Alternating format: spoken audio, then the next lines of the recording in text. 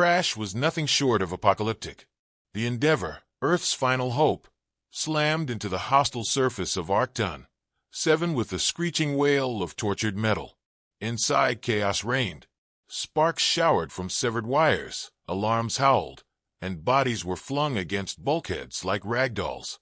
Captain Marcus Reed gripped his harness until his knuckles whitened, barking orders through the comms. His voice, firm and unyielding, was the only anchor in the maelstrom. Brace for impact. Secure yourselves now.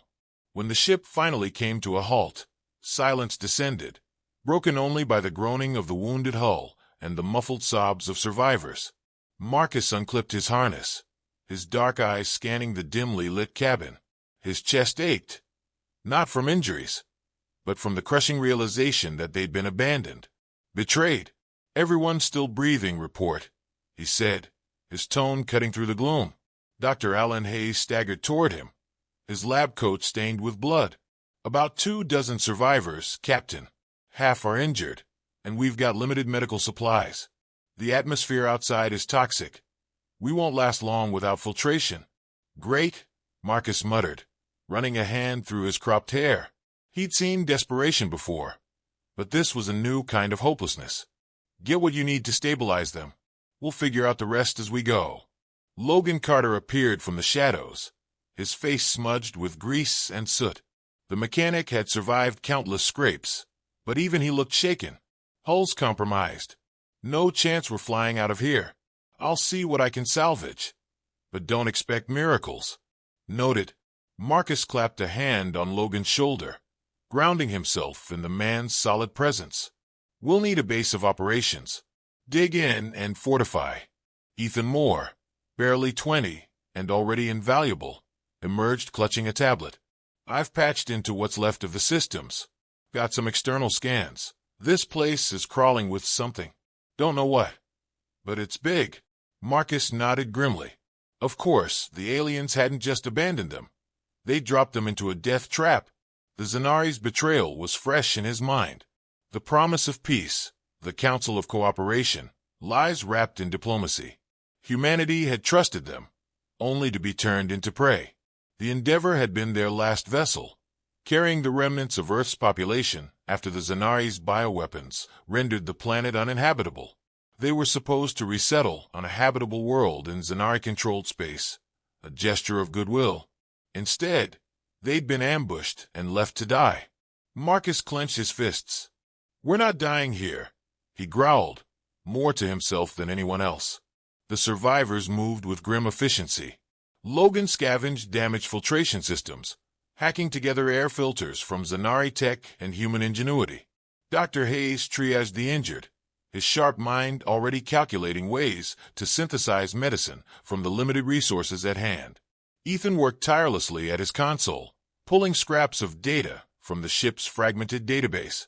Sergeant David Grant returned from a scouting trip, his muscular frame coated in the planet's red dust. "Found some caves about half a click east. Looks defensible, but it's tight quarters. We'll need to clear it out." "Predators?" Marcus asked. Grant nodded. "Tracks. Big ones." Marcus grimaced. "Then we'll go in armed." "Logan, can you get the pulse rifles operational?" "I'll need time," Logan replied, wiping sweat from his brow. "Most of the weapon systems were fried in the crash, but I've got a few ideas." "Do what you can." By nightfall, the survivors relocated to the caves, carrying what little they could salvage. The cave's interior was jagged and unwelcoming, but it provided shelter from the corrosive storms that whipped across the planet's surface. Inside, the group worked tirelessly. Logan and Ethan rigged up makeshift power sources, casting flickering light over the walls. Dr. Hayes discovered a strain of fungus growing on the damp cave floor, analyzing it for potential nutrients. "This stuff's barely edible," he muttered, holding a sample up to the dim light. "But it might keep us alive." "That's all I need to hear," Marcus said, already planning ration distributions. The first storm hit shortly after midnight, howling through the planet's wasteland. The survivors huddled in the cave, listening to the wind tear at the rocky surface. Marcus stood near the entrance, staring into the darkness, his thoughts a whirlwind. Ethan approached hesitantly, holding his tablet. Captain, I think I've intercepted something. Marcus turned sharply. What is it? Zanari transmission. It's faint, but I can make out coordinates. I think it's a war factory, a big one. They're mass-producing ships. Marcus's jaw tightened. The Zanari hadn't just wiped out Earth. They were preparing for full-scale domination. His fists clenched as the weight of their betrayal settled deeper in his chest. They think we're done, he said, his voice low and dangerous. They left us here to rot. But they're wrong. Logan overheard and joined them, his rough voice cutting through the tension. You're thinking payback, aren't you? Damn right I am, Marcus replied, his eyes alight with fury. But first we survive. As dawn broke, the toxic storm subsided, leaving the landscape scorched and barren. The survivors emerged cautiously, their breath hissing through hastily constructed filters. Marcus looked at his team, a motley crew of soldiers, scientists, and engineers, all battered but unbroken. He saw the fire in their eyes, the stubborn refusal to give up despite impossible odds. This is our world now, he said, his voice steady. They threw us into the fire, but we're going to forge something stronger. They think we're dead, and that's their mistake. We're going to make them regret it. As the group set to work, a faint hope began to take root. They had nothing, no reinforcements, no home to return to. But they had each other, and that, Marcus knew, was enough to start a revolution. The days on Arcton 7 blended into weeks, and survival alone was no longer enough. The cave had become a hive of relentless activity, each survivor carving out their role in a desperate bid to wrest control of their future from the claws of annihilation. Marcus Reed paced the central chamber, his boots echoing off the damp stone walls. A map of their surroundings, etched into a metal panel scavenged from the Endeavor, was spread out before him. This isn't sustainable, he muttered, his voice low but edged with determination. We're reacting to the planet instead of mastering it. That has to change. Dr. Alan Hayes glanced up from his makeshift lab, where glowing vials of extracted chemicals bubbled softly. I've been working on something that might help. The atmosphere's toxins, nasty as they are, could be repurposed. With the right catalyzers, I can synthesize basic fuel and, maybe, a weaponizable compound. Marcus nodded. Do it. Every edge we get could be the difference between survival and extinction. At the other end of the cave, Logan Carter hunched over a heap of salvaged Zanari tech, his grease-streaked hands flying across the delicate circuitry. Beside him, Ethan Moore monitored a console displaying fragments of alien code. This piece here, Logan said, pointing to a cylindrical device glowing faintly, is some kind of power cell. Not Zanari ship grade, but it's potent. If I can stabilize it, we could build portable shields. Maybe even charge the pulse rifles properly. Let me see if I can crack its interface, Ethan replied, fingers dancing across his keyboard. He paused, brow furrowing. I've also found something in their system logs, coordinates. Nearby structures. Could be Zanari outposts. Marcus leaned over, his interest piqued. Could be. Or definitely are. They're not marked clearly, but the energy signatures match Zanari tech. It's worth checking out, Ethan said, glancing at Marcus. Marcus considered the suggestion. Their group had stabilized, but without resources or firepower, they were living on borrowed time. The thought of facing Zanari forces made his stomach twist, but they couldn't afford inaction. Grant, he called, spotting the sergeant checking their limited weapon stockpile. Grant looked up, his face grim but resolute. What's the plan, Captain? We're going to hit one of these sites. A recon mission, small team, minimal risk. If we find something valuable, we take it. If it's too hot, we pull out. Understood, Grant said, loading a plasma cartridge into a rifle. By the following morning, the team was ready. Marcus, Grant, and Logan set out, leaving Ethan and Hayes to monitor their progress remotely. The toxic air outside was thick and acrid, but the filters Logan had rigged held strong. The landscape was bleak, a shattered expanse of jagged rocks and steaming fissures, the sky above an unbroken gray. When they reached the coordinates, they crouched behind a ridge, surveying the structure below. It was unmistakably Zanari, a sleek, angular facility, humming with alien energy. "Looks lightly guarded," Grant whispered, his sharp eyes picking out movement near the entrance. "Automated drones. No ground troops." Logan smirked. "Drones are easy. I've got a jammer that'll fry their circuits, at least for a few minutes." "Good," Marcus said. "Let's move." The approach was nerve-wracking but swift. Logan's jammer worked as promised, and the team slipped past the deactivated drones. Inside, the air hummed with an unnatural resonance, and the walls pulsed faintly with Zanari bioluminescence. "This place feels alive," Logan muttered, uneasy. Grant tightened his grip on his rifle.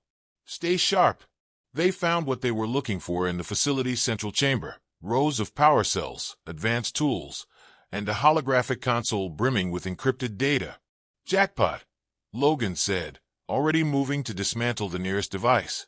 Ethan's voice crackled through Marcus's comm. "Captain, I'm seeing spikes in the facility's energy output. Something's activating." As if on cue, an alarm blared, and the walls lit up with vivid crimson streaks.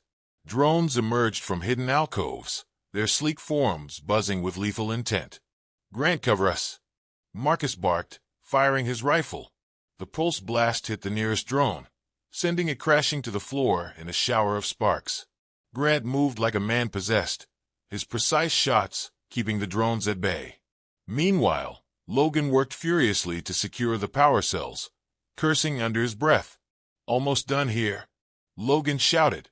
The battle was chaotic but brief. When the final drone fell, the team wasted no time retreating with their haul. The facility exploded behind them as Logan triggered a makeshift explosive, sending plumes of alien debris into the sky. Back at the cave, the mood was electric. The stolen tech was a game-changer. With the power cells, they could finally expand their operations. Ethan dove into the recovered data, uncovering not just technical schematics, but also information about the Zanari war effort. "They're manufacturing more bioweapons," Ethan said, his voice trembling with both anger and fear. "Not just for us, for anyone who resists them." Marcus's jaw tightened. The stakes were higher than he'd imagined. Humanity wasn't the only species on the brink. Countless others were in the Zanari's crosshairs. Dr. Hayes leaned back from his workstation, exhaustion etched into his face. "Then we don't just fight for ourselves. We fight for everyone they've wronged." Logan grinned, his hands resting on a newly assembled plasma rifle. "Damn right we do. And this time, we're hitting back with their own toys." The group's determination solidified into resolve. They weren't just surviving anymore, they were fighting back. Each member of the team felt it, a flicker of hope, a spark of vengeance. Late that night, Marcus stood at the edge of the cave, staring into the endless wasteland. The stolen power cells glowed faintly behind him, a symbol of their growing strength. "We've got a chance now," Grant said, stepping beside him. Marcus nodded. "Yeah, but we have to use it wisely. The Zanari don't know we're still alive. That's our edge, and I'll be damned if we waste it." The stars above were distant and cold, but Marcus felt their pull. Somewhere out there, the Zanari thought they were untouchable. They were wrong. Humanity had been forged in hardship, and now they had the tools to strike. The silence of space hung heavy as the modified Zanari dropship glided toward its target. Cloaked in electromagnetic countermeasures crafted by Ethan and Logan, the vessel was a patchwork of alien elegance and human ingenuity. Inside, the atmosphere was tense. Marcus Reed stood at the helm, his gaze locked on the moon-sized structure ahead. The Zanari War Factory, a sprawling complex of pulsing lights and jagged architecture. It bristled with weaponry, a fortress designed to churn out death. "This is it," Marcus said, breaking the quiet. "We've worked for this moment. Failure isn't an option." Logan adjusted a harness around his chest, his expression grim but determined. "I didn't rig this bird to stay in one piece, just so we could back out now." Sergeant Grant checked his plasma rifle, the familiar motions grounding him. "We hit hard, we hit fast, and we get out alive. That's the plan." Ethan tapped furiously at his console, eyes darting over lines of code. "The cloaking won't hold forever. Once we're inside, I'll shut down their internal sensors, but you'll have a narrow window to plant the charges. Marcus nodded, looking around the cabin at the men who had become his brothers. Each of them carried scars from their time on Arcton 7, both visible and hidden. But it was those scars that had forged them into something stronger. "Whatever happens," Marcus said, his voice steady, "we send a message today. Humanity isn't just surviving. We're fighting back." The ship slipped through the war factory's outer defenses unnoticed, descending into a maintenance hangar. The landing was smooth, almost too easy. Logan powered down the engines as Marcus led the team out, their boots hitting the polished black floor with a dull thud. The air inside was sterile, almost clinical, and the walls pulsed faintly with a sickly green light. Ethan pulled out a portable hacking device, already connecting to the factory systems. "Give me 60 seconds, he said, fingers flying. Grant took point, his rifle sweeping the empty corridor. "Too quiet," he muttered. As if on cue, Ethan cursed under his breath. "They've got an adaptive firewall. I'm through the first layer, but—" A low, resonant hum filled the air, followed by the clatter of mechanical limbs. Drones poured into the corridor, their sleek forms gleaming under the alien light. "Contact!" Grant shouted, opening fire. Marcus and Logan joined him, their plasma rifles cutting through the swarm. The drones were relentless, but the team's precision and firepower gave them the edge. Sparks flew, and alien metal clattered to the floor as the last drone fell. "I'm in," Ethan said, sweat beading on his forehead. "Sensors are offline, but they'll know something's wrong soon. Move." The team advanced deeper into the factory, navigating twisting corridors that pulsed with the rhythmic hum of machinery. The air grew warmer, tinged with the metallic scent of molten alloys. They reached the central production chamber, a cavernous space filled with towering assembly lines and glowing forges. "This is it," Marcus said, scanning the room. "Logan, plant the charges. Ethan, find me a way to cripple their systems permanently." Logan sprinted to the nearest assembly line, placing explosives with practiced efficiency. "These charges will take out the main production hubs," he called over his shoulder. "But we'll need a bigger boom to collapse the whole structure." Ethan's fingers flew over his device. "I'm rerouting power to the core. Overload it, and the chain reaction will do the rest." Grant kept watch, his eyes sharp and rifle steady. "We've got movement," he warned, gesturing toward an approaching patrol. The firefight was brutal. Zanari soldiers, taller and more menacing than the drones, descended from elevated platforms, their weapons firing beams of searing energy. Grant moved with deadly precision, taking down targets while shielding Ethan. Marcus led the charge, his rifle blazing as he cut a path toward the enemy commander. Logan finished setting the charges and joined the fray, his plasma rifle roaring. "We got to move, Captain. This place is heating up." Ethan's voice was frantic. "Core's overloading. We got 5 minutes tops." As the team regrouped, a towering Zanari stepped into their path. Its armor gleamed with an iridescent sheen, and its eyes burned with an unnatural light. "Go," Marcus ordered, stepping forward. Grant hesitated. "Captain, now," Marcus barked, his voice brooking no argument. The team fled toward the dropship as Marcus squared off against the alien. The fight was vicious, every blow reverberating through the chamber. Marcus's rifle discharged point-blank into the creature's chest, but it shrugged off the attack, swinging a massive arm that sent him crashing into a console. Gritting his teeth, Marcus grabbed a nearby explosive and activated it. He lunged forward, slamming it against the Zanari's chest. The creature's eyes widened in realization an instant before the blast consumed them both. The explosion rocked the factory, and the remaining team barely made it to the dropship. Logan powered up the engines as Ethan's console blared a warning. "Structural collapse in 3 minutes." The dropship shot out of the hangar just as the factory's core detonated. A massive fireball erupted, consuming the entire structure and sending shockwaves rippling through space. The team watched in grim satisfaction as the war factory was reduced to debris. In the silence that followed, Grant clenched his fists.